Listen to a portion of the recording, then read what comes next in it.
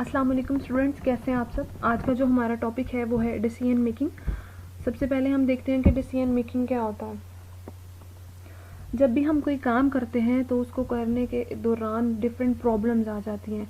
उन प्रॉब्लम्स को सॉल्व करने के लिए हम डिफरेंट सॉल्यूशंस सोचते हैं।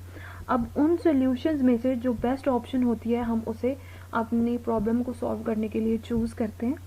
तो ये जो सारा प्रोसेस चल रहा होता है इसे हम डिसीजन मेकिंग प्रोसेस कहते हैं। इसी तरीके से हम देखते हैं कि ग्रुप डिसीजन मेकिंग क्या होता है कि जब एक नंबर ऑफ इंडिविजुअल्स मिलकर जो उनके सामने ऑप्शंस मौजूद होती हैं यानी कि ऑल्टरनेटिव्स मौजूद होते हैं उनमें से जो बेस्ट ऑप्शन होती है उसको चूज़ करते हैं, तो उसे हम ग्रुप डिसीजन मेकिंग कहते हैं। नेक्स्ट हम देखते हैं कि डिसीजन मेकिंग का एक प्रोसेस है जो कि 7 स्टेप्स पर मुश्तमिल है। सबसे पहले वाला हमारा स्टेप है आइडेंटिफाई द डिसीजन, यानी कि सबसे पहले स्टेप में हमने आइडेंटिफाई करना होता है कि हमारी प्रॉब्लम है क्या जिसके बारे में हम डिसीजन लेना चाह रहे हैं, ठीक है, जिसका सोल्यूशन हमने निकालना है। बेसिकली वो प्रॉब्लम है क्या, ठीक है। फर्स्ट स्टेप में हमने आइडेंटिफाई कर लिया अपनी प्रॉब्लम को। गैदर इन्फॉर्मेशन, सेकेंड टाइप में जाके हमने उसके रिलेटेड जितना भी डाटा होता है वो इकट्ठा करना होता है कि जो भी प्रॉब्लम आई है उसकी नेचर क्या है, उसको किस तरीके से सॉल्व करना है, उसके डिफरेंट क्या एस्पेक्ट्स हैं, वो सारा हमने ये सेकेंड स्टेप में जानना होता है। थर्ड स्टेप में हमने जाके अल्टरनेटिव्स आइडेंटिफाई करने होते हैं, यानी कि वो कौन कौन से सॉल्यूशंस हैं जो कि हम यूज़ कर सकते हैं अपनी प्रॉब्लम को सॉल्व करने के लिए, ठीक है। यहाँ पे आके हमने सारी सॉल्यूशंस जो पॉसिबल हो सकते हैं वो आइडेंटिफाई करने होते हैं। इस स्टेप में हमने सारे सॉल्यूशंस आइडेंटिफाई कर लिए। नेक्स्ट स्टेप में क्या होगा, वेट द एविडेंस, यानी कि हर एक सॉल्यूशन जो हमने सोचा है उसके ऊपर हमने एविडेंस इकट्ठे करने होते हैं, उसके फ़ायदे और नुकसान, पॉर्स एंड कॉन्स देखने होते हैं कि इसका अगर हम इसको यूज़ करते हैं तो इससे हमें क्या फ़ायदा होगा और क्या नुकसान होगा, यानी कि हर सॉल्यूशन को जज करना होता है इस पॉइंट पे आगे। नेक्स्ट हमने देखना होता है कि चूज़ अमंग ऑल्टरनेटिव्स, यानी कि जितने भी ऑल्टरनेटिव्स हमारे पास आ गए थे उनके लिए पर हमने एविडेंस भी इकट्ठे कर लिए हैं और इस स्टेप पे आके हमने उनमें से कोई एक बेस्ट ऑप्शन चूज़ करनी होती है, ठीक है। 6 वाला स्टेप में हमें क्या करना होता है, टेक एक्शन, यानी कि जो भी हमने प्रॉब्लम सॉल्व करने के लिए जो अल्टरनेटिव चूज़ किया है उसके बारे में प्लान बनाना है और उसे इम्प्लीमेंट करना है, उसके रिलेटेड एक्शन लेना है ताकि अपनी प्रॉब्लम को सॉल्व किया जा सके। लास्ट स्टेप में हमने देखना होता है रिव्यू योर डिसीजन, यानी कि जितने भी हमने पीछे सारे स्टेप गुजर चुके हैं उनको इवेल्युएट करना होता है कि करने के दौरान हमें कौन कौन सी मुश्किलात आई हैं, हमने कौन सी गलतियां की हैं जिनको नेक्स्ट टाइम हम इम्प्रूव कर सकते हैं। नेक्स्ट हम देखते हैं कि ग्रुप डिसीजन मेकिंग की कुछ टाइप्स होती हैं। सबसे पहले वाली टाइप है यूनानिमस। ये एक ऐसी टाइप है जिसमें ग्रुप के तमाम मेंबर्स किसी एक सोल्यूशन पर एग्री होते हैं, यानी कि जब सारे मेंबर्स किसी एक सोल्यूशन पर एग्री हो जाते हैं, उस पे एग्री होते हैं तो उसे हम यूनानिमस डिसीजन मेकिंग कहते हैं, ठीक है। उसके बाद आता है कंसेंसस। इसमें क्या होता है कि सारे ग्रुप के मेंबर्स हमारे डिसीजन को सपोर्ट कर रहे होते हैं, बेशक सब एग्री ना करें। इस पॉइंट पे हम इन दोनों को अलग-अलग अपना समझना बहुत ज़रूरी है। यूनानिमस में सारे एग्री होते हैं डिसीजन के ऊपर, कंसेंसस में सब सपोर्ट कर रहे होते हैं लेकिन बेशक सब एग्री ना कर रहे हो। नेक्स्ट हम देखते हैं मेजॉरिटी रूल। मेजॉरिटी रूल एक ऐसा डिसीजन मेकिंग प्रोसेस है यानी टाइप है जिसमें ज़्यादातर लोग जिस डिसीजन को सपोर्ट करते हैं वही सॉल्यूशन के लिए यूज़ किया जाता है। जिस तरीके से हमारा वोटिंग सिस्टम चलता है, जिसको ज़्यादा वोट्स मिलते हैं वो जीत जाता है, तो उसी तरीके से मेजॉरिटी रूल भी यूज़ होता है। फोर्थ वाला है हमारा एक्सपर्ट, यानी कि इसमें क्या किया जाता है कि डिसीजन मेकिंग प्रोसेस में पूरे ग्रुप को इन्वॉल्व नहीं किया जाता बल्कि कुछ एक्सपर्ट्स लोग जो होते हैं वहाँ पे जिनको उस प्रॉब्लम के बारे में पहले से कुछ नॉलेज होता है वो उस प्रॉब्लम के सॉल्यूशन के लिए हमें जो है वो काम करते हैं और सॉल्यूशन देते हैं।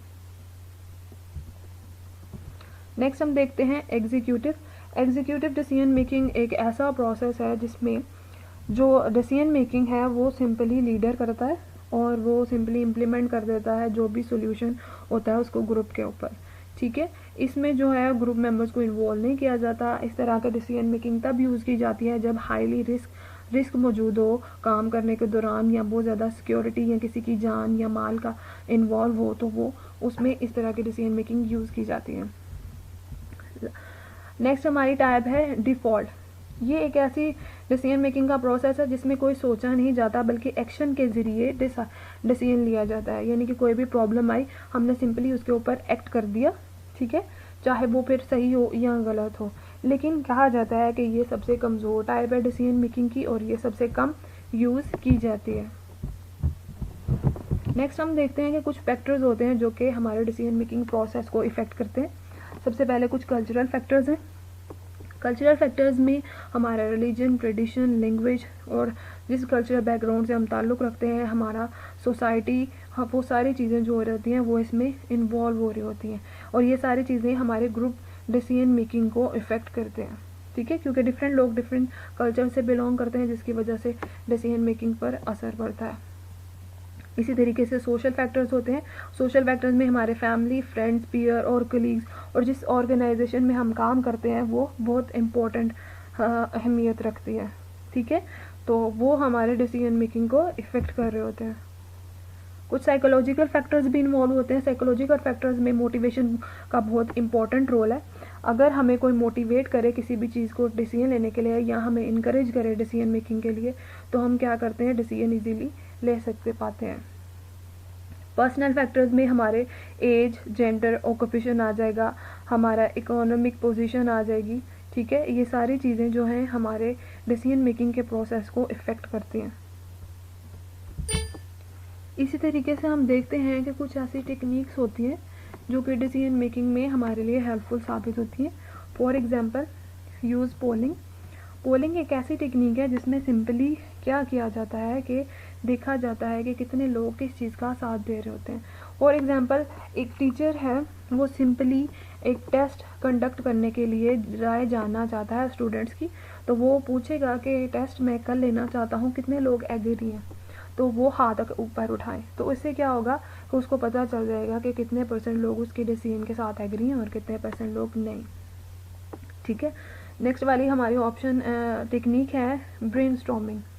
ब्रेनस्टॉर्मिंग एक ऐसी टेक्निक जिसमें ग्रुप के मेंबर्स जो हैं किसी भी एक प्रॉब्लम को सॉल्व करने के लिए मिलकर उसके बारे में सोचते हैं और जितने भी पॉसिबल ऑल्टरनेटिव्स होते हैं उसको सामने लेके आते हैं, उसके बारे में डाटा इकट्ठा करते हैं, जितने भी पॉसिबल सॉल्यूशंस उसके हो सकते हैं उसको सारे मेंबर की कंट्रीब्यूशन से एक लिस्ट बनाई जाती है और उस लिस्ट को फिर बाद में डिसीजन मेकिंग के लिए यूज़ किया जाता है। सिंपली एक एक आइडिया को जो है वो देखकर जो बेस्ट आइडिया होता है उसको चूज़ किया जाता है।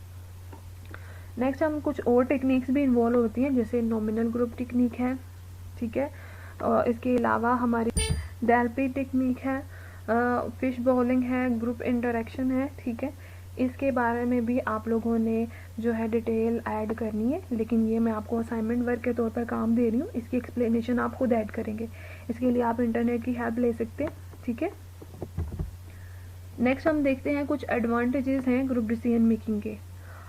सबसे पहला है मोर इन्फॉर्मेशन अवेलेबल, यानी कि ज़्यादा इन्फॉर्मेशन हमारे पास आ जाती है, ज़्यादा ऑल्टरनेटिव सॉल्यूशंस हमारे पास सामने आ जाते हैं, उसके बारे में अंडरस्टैंडिंग जो आता है, इंक्रीज अंडरस्टैंडिंग एंड एक्सेप्टेंस, ठीक है, एक दूसरे को समझते हैं, अंडरस्टैंडिंग बढ़ती है, एक दूसरे को एक्सेप्टेंस जो है वो उसकी लेवल बढ़ जाता है, ठीक है। इससे हमारे जो ग्रुप के मेंबर्स हैं उनके नॉलेज और स्किल्स में इजाफा होता है, हाई एक्सेप्टेंस होती है इसके अंदर, ठीक है, ये सारे एडवांटेजेस हैं इसके। इसकी तरीके से हम देखते हैं कि अगर एडवांटेजेस है तो हर चीज़ के डिसएडवांटेजेस भी होंगे। अब ग्रुप डिसीजन मेकिंग है तो जारी बात है ये टाइम कंज्यूमिंग होगा, ज़्यादा वक्त दरकार होता है इसमें, और मोर पॉसिबिलिटी ज़्यादा होती है नेगेटिव फीलिंग राइज होने की। अगर कुछ लोग किसी डिसीजन को क्या साथ नहीं दे रहे तो नेगेटिव फीलिंग ज़्यादा बढ़ जाती हैं, इसमें बहुत ज़्यादा एफर्ट पुट करनी पड़ती है और कंप्रोमाइज्ड डिसीजन भी होते हैं। कभी कभी लोगों को दूसरों के साथ मिलकर काम करने के लिए या कोई डिसीजन लेने के लिए उनको अपनी राय को क्या करना पड़ता है, पीछे रखना पड़ता है और कॉम्प्रोमाइज़ करना पड़ता है ग्रुप के साथ, ठीक है। और यहाँ पे एक जो डिसएडवांटेज आता है वो है ग्रुप थिंक। ग्रुप थिंक एक ऐसी टर्म है जिसमें हाई कोहेसिवनेस की वजह से लोग जो है अपने ग्रुप के डिसीजन को सही मानते हैं जबकि वो गलत भी हो। इसी तरीके से ये इसके डिसएडवांटेजेस हैं। ये सारा टॉपिक आप इसी तरीके से याद करेंगे। जो असाइनमेंट वर्क मैंने आपको दिया है वो आपने वो